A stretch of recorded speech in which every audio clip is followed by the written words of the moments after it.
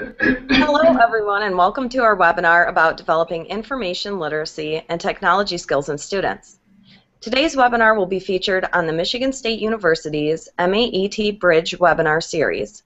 You can find the link to this video and other videos from this series at bridge.educ.msu.edu. If you're watching live today, feel free to contribute any questions or comments that you have by either using the hashtag MAETBridge via Twitter, or you can type comments and questions into the Titan pad, which you can find below this video on the MAET Bridge website. First of all, I'd like to thank all of our viewers and contributors who have agreed to be here today. My name is Carly Reerts, and my group members and I are all currently students in the Educational Technology Master's Program at MSU. I teach 8th grade science at Dorsey Middle School, and I will be hosting today's webinar. And some of our other group members are Tom Woodward. Hi, my name is Thomas Woodward. I'm a high school teacher in the Lansing School District, and I'm also a MAET master student. Ryan.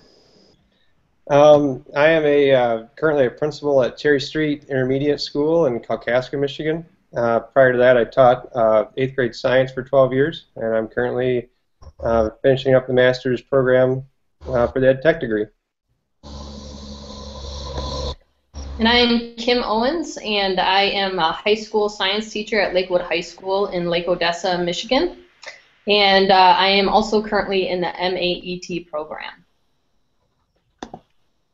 Okay. Today we have several experts in the area of information literacy and technology skills, and introducing that to students. Jeff Gerlach is an instructional designer for the Michigan Virtual University, where he supports teachers in using both online and face-to-face elements in their classrooms. He holds a master's degree in educational technology educational technology program at MSU, and one of his focus areas is teaching digital literacy to students. Alicia Truitt is a French and English teacher at St. John's High School. She's an MSU grad. She holds a master's degree in teaching and curriculum with a concentration in technology and education. She helps teachers use technology in their classrooms and is part of a seminar group that focuses on technology literacy. Colette Savins is a 7th and 8th grade ELA teacher at the Kalkaska Middle School. She also teaches a remedial reading program called Read 180 for at-risk 7th and 8th grade students. She holds a master's degree in classroom teaching from Central Michigan University, and she's been a leader in learning, using, and teaching how to use technology in the classroom to staff members at her school. Also joining us today is Dave Goodrich, who's an instructional designer for the Michigan Virtual University. He provides consultation and instructional design assistance for lesson development in a blended learning context. He holds a master's in instructional design from Capella University and has taught face-to-face, online, and blended learning courses throughout the years. All right, thank you again for joining us today. And before we get started, I'd like to first focus on what information literacy is and how it applies to technology. So, Jeff, can you talk about that for a minute? Yeah, sure. So, information literacy and digital literacy is a really broad concept. It kind of envelops everything that we talk about when we're talking about technology integration in the classroom. So, in a general sense, to be concise about it, information literacy is this idea that with the inclusion of the online environment as a new-ish environment for learning and teaching, that it requires a whole new set of literacy skills that that before the internet just don't exist. And so there's all these questions that we have about this place for learning, and these skills are being passed down to teachers to be aware of, and in addition to students taking greater ownership in vetting kind of the content that they're looking at and the resources that they're using. So, for example, author credentials are something that you never experience with your traditional textbook, because it's kind of thought that the publishers and the authors have kind of this this reputation, and it's pretty much standard that they are content experts and they know what they're talking about. Whereas when we get into this this online authorship where anyone can be an author, you have to think critically about who exactly is putting this out there. And then it's passed down to the purpose of why it's being written, kind of the styling of websites. You know, textbooks have pretty standard formatting, but a website can look like anything, right? So there's all of these questions that used to be pretty much streamlined and polished in traditional literacy, whereas there's all these unknowns and all of these uncertainties. And it's really like, it's a messy space to navigate around. So a lot of these, the ability to use tools, use authorship tools, the ability to disseminate and interpret information in the online environment, there's a lot of hurdles that must be jumped over before that can take place, before students can use this information, before teachers can prepare students to use this information. So it essentially, information literacy is this concept that literacy has gotten harder. It's gotten more difficult, and we need to pay attention that this environment is not the same as some of the traditional literacy skills of the past. Okay, great. Thank you, Jeff. And you were talking a little bit about how important it is for teachers to be teaching these skills. So specifically, you know, how do we teach that, and what are some specific skills that you think need to be taught? Well, and I think that the specific skills range depending on, first off, the age group that you're working with, as well as the content that you're teaching, as well as just thinking about what you want students to do, what you want learning outcomes to be, and then kind of stepping backward to kind of assess what you're going to need to prepare them with. So as an example, I can speak from my own teaching experience. I was a social studies teacher for 6 years, and in social studies, something that was very important as a skill was just general historical inquiry, and utilizing primary documents and kind of corroborating information. So something that I did with my students a lot is develop the skills of checking for commonalities between resources, reading several different articles, watching several different videos that are on the same topic, and being able to kind of skewer through the commonalities between the content, and using that as a source of validity. If you knew that you heard the same thing 4 or 5 times in 4 or 5 different places, you had a better sense that was more of a reliable source versus something that was less reliable. And other things that as far as authorship, I was having my students write a lot. I was having my students develop videos to kind of show and tell their work.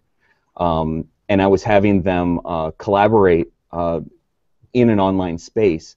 So I had to, teach them what a discussion board was, teach them how to use comment features, not just to say, hey, I like what you're doing, nice work, but like to critically provide feedback to peers, to question and push peers further. So it's like I had some intentionality for the kind of skills that I wanted to prepare them with. It's a lot of having them use it independently on their own.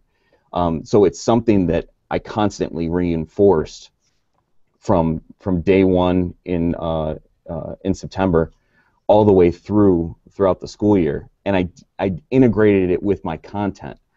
Always keeping content and what I was trying, the kind of thought process that I was trying to have them engage in was always at the forefront of my mind. And then, okay, what tools do I want them to use that would make this a very rich and powerful experience for them? Okay, great. Thank you, Jeff. And Alicia is a 7th and 8th grade ELA teacher. I'm sorry, that's Colette. Alicia's a English teacher at the high school. And so, Alicia, could you talk a little bit about how you use technology on a day-to-day basis and how information literacy is kind of something that you have to pay attention to while you're doing that? Definitely. I've noticed as a newer teacher when I first started out, I had a chalkboard, a projector that was on a cart that I had to roll out, and an overhead. So it was pretty, up to date.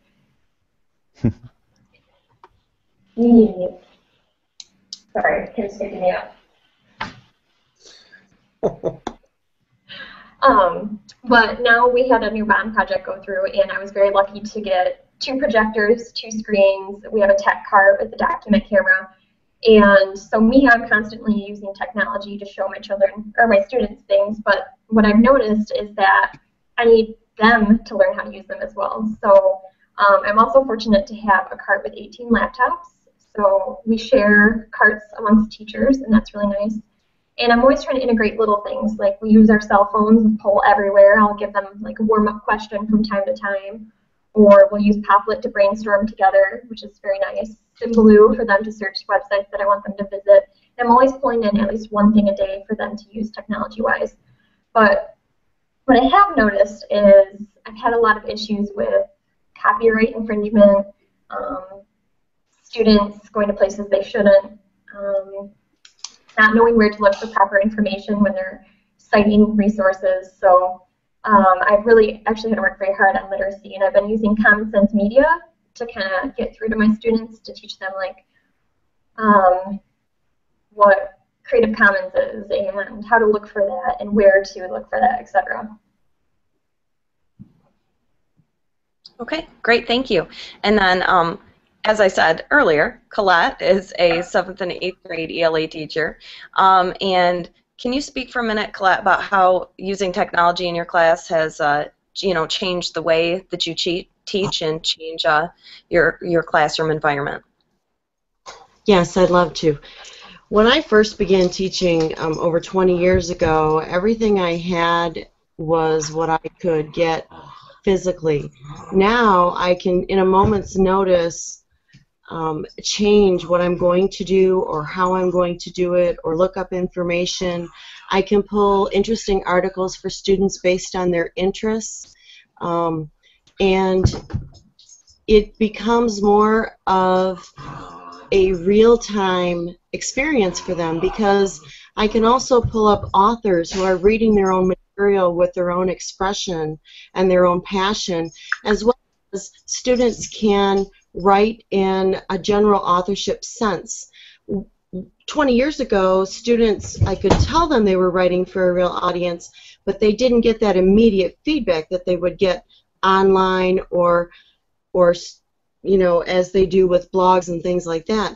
It becomes so much richer for them to do that, to feel that sense of, oh, I'm an author and people really have things to say about what I write. Okay, great, thank you. And as we're talking about, the role that technology plays in our classroom right now, Dave, I'm sorry, could you speak for a minute about how you think technology will play, what type of role technology will play in the future of education? Absolutely.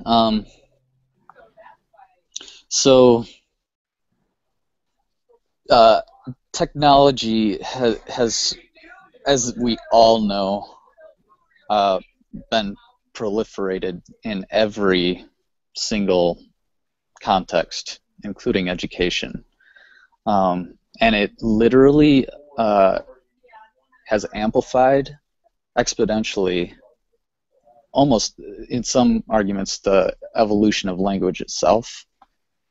But it, just as it is transforming entire industries and how they go about business, how they go about collaborating together, how they go about navigating policies as it relates to a totally new globalized economy. It's essential that our educational environments are in tune with that, because we are sending our students out into the world to run with that future that obviously is not slowing down in terms of technological integration. Okay, thank you. So what we're going to start to discuss next are some kind of pros and cons, or the advantages and disadvantages of incorporating technology into, literacy and in the classroom in general. So I'm going to shoot this question to Colette. What do you think are some advantages and disadvantages of incorporating technology into literacy specifically? Okay, one of the first things that I've noticed is the way students read. And being a reading teacher and a teacher of reading to students that struggle, studies have shown that it totally changes the way students read. They are now structured to read the left-hand panel and things like that, where they're used to reading online versus reading print material. And it's one of the challenges that I have is teaching them the difference and teaching them that they have to restructure their whole reading strategies for those two situations. Another con is the immediacy of feeling like the student always has to be entertained. Every 15 seconds, they want a change, something different. It's hard to get them to sustain on a simple task because they want to keep jumping. And so that's a real problem. One of the pros, I think, is the ability for them to see the whole world. Kalkaska is a very small place, and many of them rarely get out of the state, let alone get out of the country, and our town has very few different cultures. So one of the pros is that they're exposed to so much more in the world that they can actually come into contact with. Okay, great, thank you. And Dave, I saw you kind of nodding your head and smirking a little bit, especially when Colette was talking about how students struggle to stay on task. Do you think that is something that we can help teach our students, or how do we redirect them or focus them, or what have your experiences been seeing that type of thing? God, how do we focus ourselves, right, with this bombardment of information in our own lives too? Like, it's sometimes I feel like I'm drinking from a fire hose every single day of my life. And I asked this question to one of these teachers that is here because I'm, just so you know, I'm removed from the classroom about 6-7 years. It's been that long since I've been in the classroom. And in the past 6 or 7 years, there have been an enormous amount of changes that have taken place. So information literacy, when I was teaching, was vastly different than what it is now. And the teacher I asked this very question to, because I knew we were going to be talking about this today. She is a library science person and teaches a lot of kind of information literacy every single day of her life. And she said the most important thing in teaching information literacy is modeling it. And I couldn't agree more. Like, it's so easy for us to feel like, oh, students know all this. The students know technology because they grew up with it, and they already know, and that's such a misconception because they don't know, and they need somebody to. It is critical to have somebody who is holding their hand and showing them how to navigate information architecture out there, and how to, like Jeff was saying, like evaluate materials, as well as what it looks like and how to contribute to these noisy environments in a meaningful way, and the power that comes with that and the unintended consequences that come with that. It's really important for us to be modeling and teaching and hand-holding through that through that learning process. All right, great, thank you. And you were talking about, the noise. Like, the internet is a very noisy place. So, Jeff, how do you think we can help students and give them the skills to kind of cut through that noise and utilize the most valuable information? Well, I think it's something that you need to scaffold for them. I think that throwing kids into I guess the classic research assignment, right? Where, okay, you're gonna tell me everything that you can find on ancient Greece. Ready, go. And then piggybacking off of what Dave was saying, this misconception that I despise the term, but I'm gonna use it. Digital natives just know how to use the internet, and okay, they're going to find all sorts of great information, and then you run into the problem that Alicia was talking about with copyright issues and authorship. For a lot of students there's no difference between original creation and copy paste jobs. And getting back to my research project example. If I just put them in a space and say, okay, go ahead, you can find everything, like they have no idea how powerful Lycra searching can be. They just use a basic they ask Google questions as if it's a person. Being able to critically search for exactly what you want and articulate the correct terminology to search for. Knowing how, like, social, what's the word I'm looking for? Socially aggregated resources, like knowing how to look for communities that really add context to the information and bring in really good information. Here's my, because I'm rambling here, and I want to be direct about this. The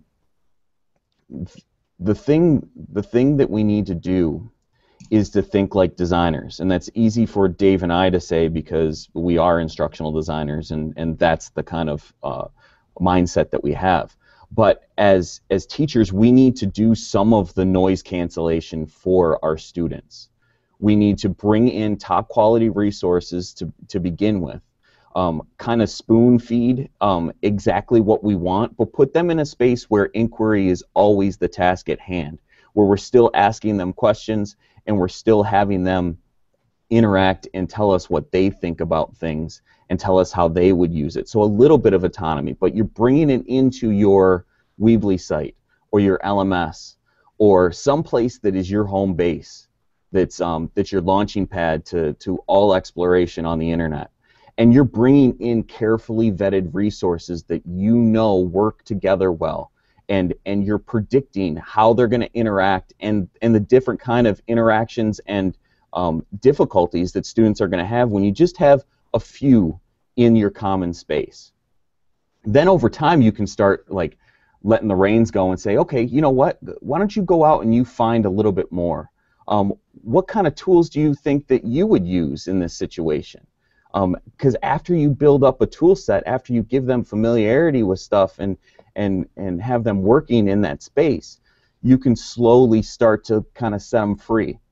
So that's my suggestion on limiting the noise by removing it yourself first, and then over time they develop the skills to deal with the noise and cancel it out themselves. And like Jeff was saying there, like modeling the choices that you made of the tool sets for your instructional objectives, modeling how you evaluated what tools you used as a guide for them before you, and like he was saying, scaffolding, before you let them continue on in exploring deeper the work that you had started in a way that a whole classroom can aggregate and evaluate in a way that's far more powerful than just yourself.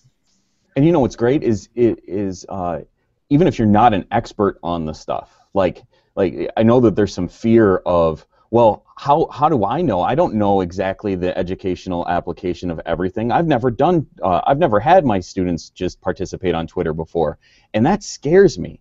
I've got an idea of how I'm going to use this tool, but I've got to see it play out by experience first. You can be an equal partner and be open and honest with those learners that hey, we're going to try this out because I think that this will be good for it. This is my intention. I'm using the comments in my WordPress site that I created because I want to see if we can have a conversation about what we're learning about. And if it doesn't work, then we can throw it away. But they like that whole experimentation. They like getting in there with you. But you have to set the framework. You have to set the context of which they're using these tools, what they're interacting with initially to build up those skills. So modeling is so crucial. Okay, great. Thank you, guys. So I feel like we've kind of established, one of the big pros of the internet is and technology in your classroom is that you can really collaborate and connect with other people. And definitely one of the cons is all of that noise that we need to help our students, kind of sift through and look through. And this is actually a question from Twitter. And it's talking about that big pro that we can connect with other people. And I'm going to direct this towards Colette. You noted that was one of the biggest affordances of technology is that you can connect with people from all over the world. So my question to you is, where does it let students experience more than what's around them? So what are some examples of that? An example would be setting up, for instance, National Pen Pals, letting students practice, say, a language. Our students are soon going to be learning Spanish, allowing them to practice those language experiences. When students, I know that many of them that I know participate at home on different chat rooms and things and realize, oh, I'm talking to someone in Russia. Mom, did you know? Or Mrs. Sabins, did you know this or that or something else? And I know that that's one of the scary things for me to participate in at school, but for them to be able to do that at home and on their own time and bring that into the classroom makes them want to research even more and discover even more, and it gets rid of a lot of those prejudices. So even though a lot of that doesn't happen necessarily in the classroom, it does happen outside of the classroom. So that's one of those places. Okay, great, thank you. Can I ask Colette a question following that up? Yeah.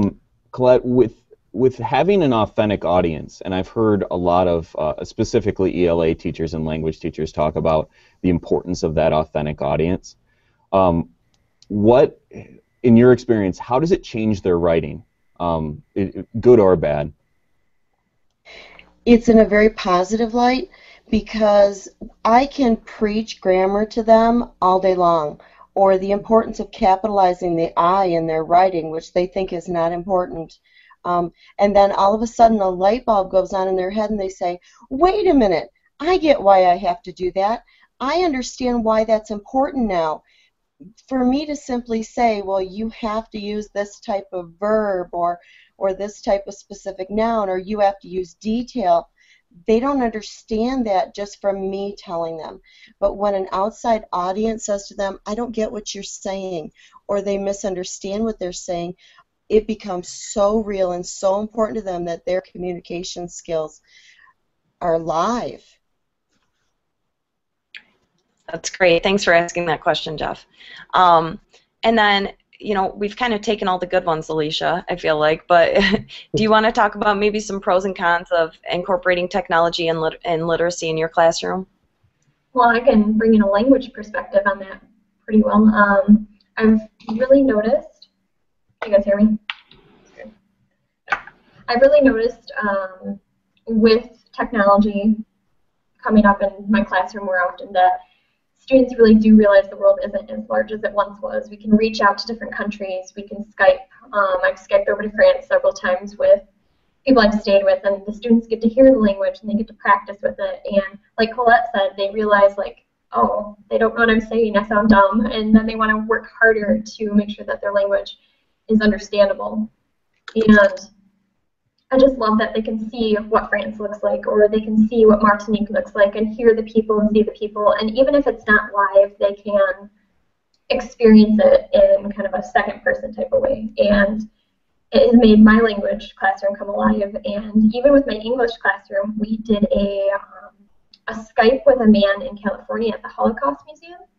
And they were able to talk about Night, the book, and talk with someone who actually went through the Holocaust. And it just brought everything into reality for them. It wasn't just a book by someone they didn't know. And it wasn't just a story. It was reality brought right to their faces, I guess. Yeah, and can I bring in one other quick example too? So we've talked about how technology has connected classrooms to a new global connection, and it's also given students the ability to connect with other students in other states or all around the world, and that's just absolutely amazing. And another thing that I've been finding too is small pockets of schools who are using, like, so we're on a Google Hangout right now, and Paul Murray, who's a tech guy at Portage Public Schools, he opened up Google Hangouts for his teachers, and he's been finding these teachers coming up with these amazing ideas. Like one teacher who has connected with Binder Park Zoo in Battle Creek, and she's having her students talking directly with one of the animal specialists at the zoo, who is able to show these students how they're taking care of these animals without them going through all the huge costs of a field trip. And who goes to the zoo in the middle of the winter anyway? So like, it's opened up this new pocket for the zoo itself to have an outreach venue too. So there's even enormous affordances of connecting students to your local community. Okay, great, thank you. That's a great example. This is another question from Twitter, and it's directed at Jeff. So one of your key points was the inquiry be the task at hand. So how do we create those situations via online and digital resources where inquiry is always the task at hand? That's a great question. I think it lies with the teacher, right? And you know, when we're talking about technology integration, a lot of times we lose. We get really excited about the T in TPAC and kind of forget about the pedagogy and the content knowledge. And really, I think I say pedagogy probably, what do you think, 15 to 20 times a day, Dave? At least. It's just, no matter how much technology is changing, and no matter how much, we always feel the pressure to try new tools and see what the educational application is for them. And that's great, because as lifelong learners, we should always try to see what's the benefit of the newest and shiny objects. But at the end of the day, you've got to come back to what you want to accomplish. And I know myself as a teacher and myself as a designer, I start with learning objectives. I start with the learning targets. And I think completely in an offline way about my content and how I am going to, what kind of skills do I want my students to have, and what do I want my students to know by the time that this lesson is over with. And then I use that to inform what I go out and hand select for them to use. So for example, if I want them to watch a clip from Hotel Rwanda about the Rwandan genocide, and then I want them to write me a brief about why the UN couldn't go into Rwanda, why their hands were tied, and I want them to cite the UN Charter in that, that is clearly the thought process that I want them to engage in. I haven't even thought about, okay, well, how am I going to get them to watch the video? Are we going to watch it together in a face-to-face environment, or am I going to clip it out and I'm going to put it in a streaming format? Then I'm starting to talk about the technology, and I'm also thinking about clearly how I'm going to cut out the noise and just have them focus in on that certain clip. With the UN Charter, am I going to give that to them in an entire PDF, or am I going to clip it down and just give them a part of it? Am I going to give them added context? Am I going to go into the UN Charter and hyperlink out to define some of these definitions, because it's pretty heavy language? Am I going to use the UN Charter in its entirety, or am I going to add some Cliff Note version of it so that they can understand it a little bit more? I think with that thought process, and starting with what I want to accomplish first, and focus on the questions. In this case, the inquiry would be, why didn't the UN go into Rwanda? That is the learning. Everything else is just layered on top of it. Thank you, Jeff. Hey, could you elaborate a little bit more on the idea of TPAC, just to kind of some of the audience that may not know exactly what that is? Oh, absolutely. So TPAC is short for Technological Pedagogical Content Knowledge. Am I stating it correctly? I wouldn't want the authors to be upset with me. I'm sure that they would have access to this. They may be watching. Yeah, they might be watching. But just the idea that these three areas, technology, pedagogy, and content knowledge, all interplay with each other. And then at the center, where all of those things meet, is your ideal place that you want to be with your practice. Too heavy in either one of those directions, and you're losing the focus of what the lesson is. And this is my personal opinion off of TPAC. I believe that the appropriate order of TPAC is to start with pedagogy and content, and work your way to technology. And after you start hitting on all those, you start going back and forth and utilizing the affordances of technology to its utmost. And it's funny you mentioned that, because that's been a statement, starting with the pedagogy first, that's been mentioned in other webcasts that we've had this week. That's excellent that you mentioned that. Alicia, how would you say TPAC has changed the way you think about teaching? Before I started taking my master's at MSU, I used to just throw technology into a lesson, because I thought that's how technology should be incorporated into teaching. So I would have, say I want to teach a grammar point, I would just throw in a PowerPoint thinking that would help, or I would have the kids do a web quest, but I wasn't really putting my pedagogy first, and I was thinking about content more and technology somewhere in there too, but it was just a mess. And then I started noticing a trend with everything I was using, that I was failing as a teacher, and it just seemed that the technology was just a tool, and I wasn't using it correctly, in essence. So when I started learning about TPAC, I really realized I wasn't thinking correctly, I wasn't putting things together, and once I was able to put the technology, the content, and the pedagogy all together, that my lessons actually started working. And technology was just, it was a part of it, but it wasn't my main purpose, just to use technology for technology's sake. So I've really enjoyed my lessons, and I think the students are getting a lot more out of them now that I'm using TPAC. Do you have any recommendations you could give to any teachers as to how to best, incorporate all three?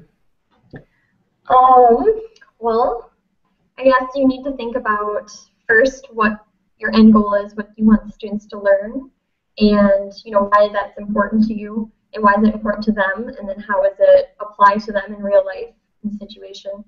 And then I go with what I actually want to teach more specifically, and then I use the technology, bring that in, thinking which tool will help me the best to deliver this content. So it'd be kind of like a backwards design type model. Yes. Great. Dave, why is it, can you answer, maybe kind of give us some feedback on this? Why is it important to help students learn the affordances and limitations of collaborative web tools for academic purposes? So it's really important to do that because, like I was saying earlier, it's easy to think that because students are like digital natives are so in tune with maybe all these digital tools that are less familiar to you and I, because we did not grow up with these all these emerging tools left and right.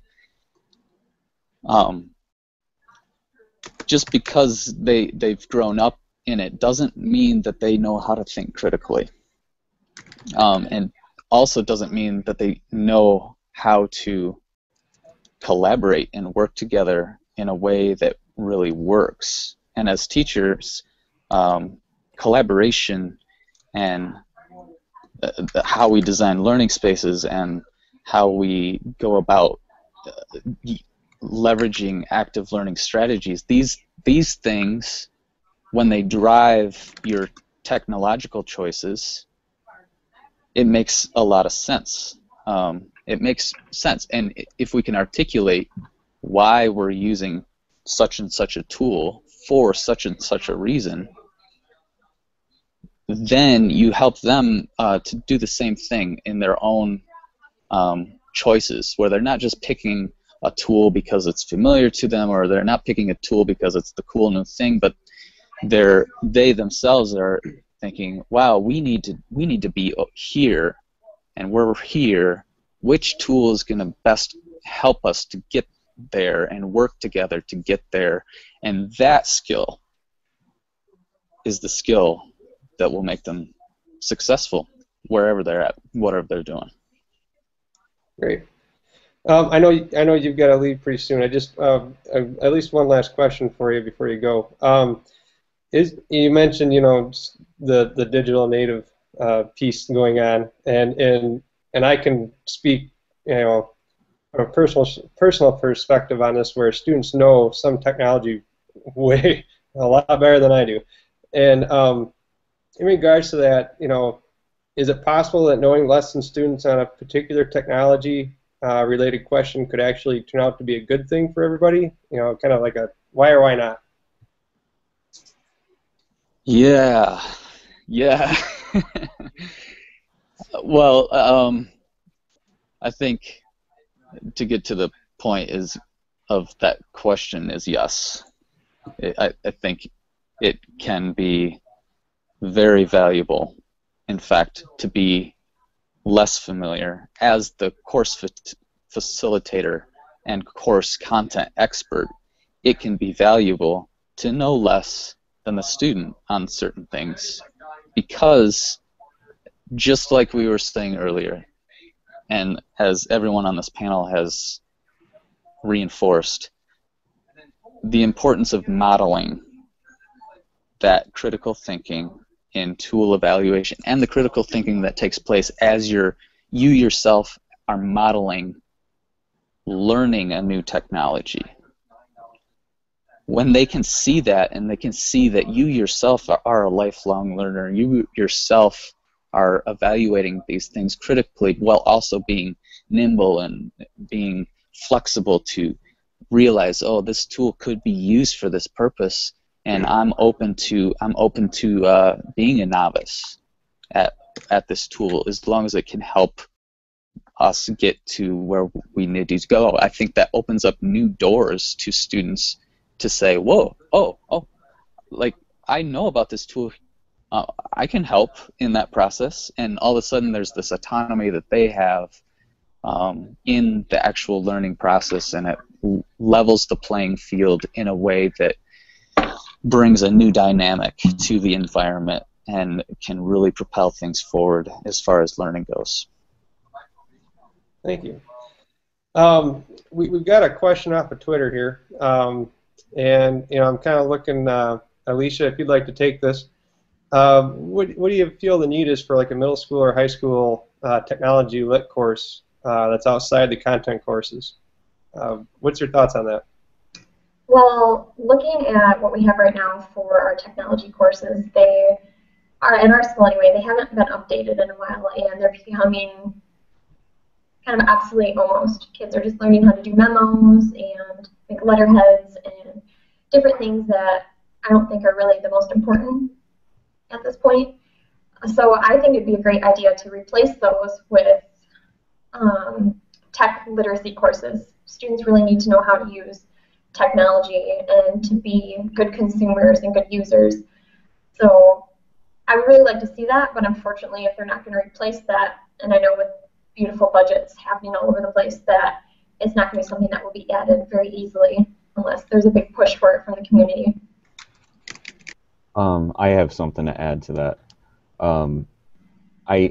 While I love the idea of the basic idea would be to have these independent courses, right? And they would be categorized as electives, so we always have to consider that, like Alicia was talking about, they could come and go and not be there a couple years from now. But even so, it would have to be framed in a way that it was always supporting content, that it was always supporting the other courses.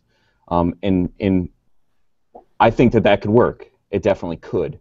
But the reality is that we really need technology integration support and a core content course in one.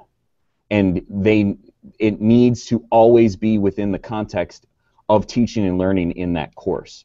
I could see very easily where if you're going to have a core content course, not really have the focus on thoughtfully integrating technology and thoughtfully using it to improve the experiences that your students are going to have.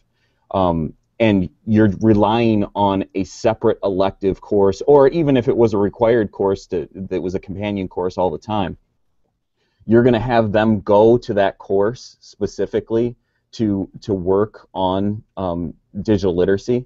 I just don't think that it, outside the context of teaching and learning, I don't think that works. It definitely could if you had very good collaboration between the teachers. Very good collaboration between the course content. But I also, something I'm thinking about here is it sets up a mindset for students that digital literacy is only important when I'm in this one course. I concur with you. Go ahead, Colette. And I concur with you because I see that even in content courses. For the many years that I've taught, students will think that what they use in their history class doesn't apply to what they use in their science class, doesn't apply to what they use in their ELA class. They don't want, it's not that they don't want, but they don't see that they're learning skills that they can use in every class. So a skill they learn in my class, they don't see that as something they're going to use in another class. Oh, I can't write in science. I only write in ELA. Or vice versa. So I believe that kids automatically do that. They automatically compartmentalize. Using technology to enhance pedagogy, to me, is best practice for every single teacher. And that is an incredibly biased opinion of mine. But that being said, I think that every classroom teacher needs to be equipped with the skills to be able to thoughtfully integrate technology and information literacy as companions. Great. Now, I've got a question. Another question, kind of piggybacking off this a little bit. This implementing of technology in the classroom. Maybe Alicia, you can answer this. And if Colette and Jeff, you want to piggyback off of it, you're welcome to. What are some of the challenges you're facing as you're trying to implement this technology in the classroom? One of my biggest challenges is finding the time to teach students, how to be good digital learners and users.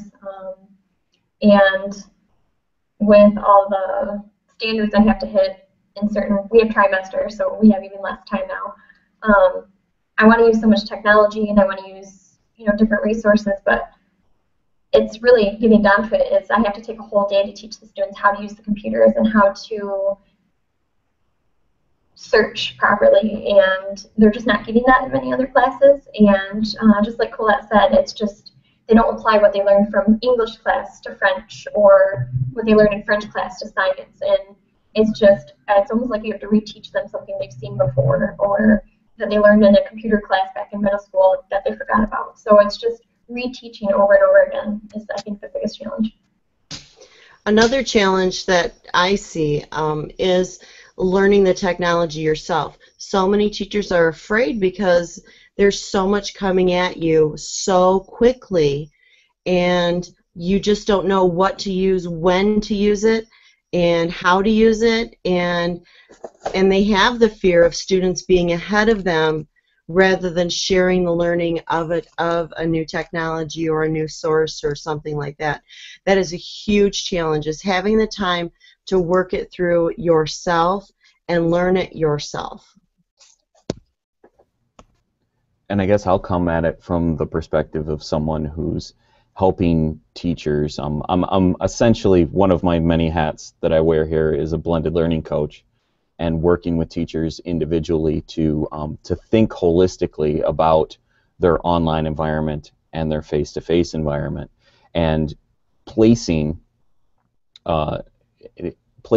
elements of their face-to-face course or, into the online and face-to-face environments to utilize each environment equally.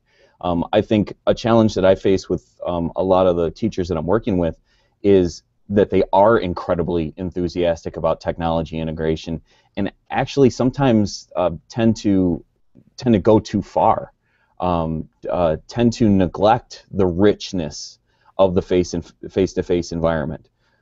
Thinking beyond the flip is something that we talk about a lot.